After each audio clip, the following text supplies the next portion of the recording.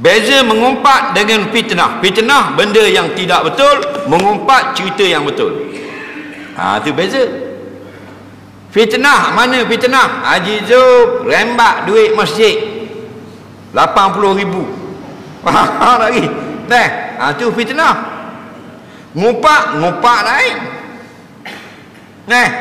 Ngumpat lain. Nampak?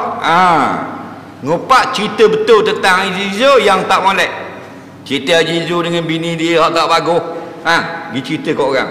Nak cerita Haji Zul dengan anak dia yang tak molek lah. Cerita tu betul berlaku, tapi tak molek, orang tak suka dengar. Kita pergi cerita ke orang, mengumpat. Faham lagi? Jadi mengumpat cerita betul, fitnah cerita tak betul. Dua-dua dalam neraka berlaku.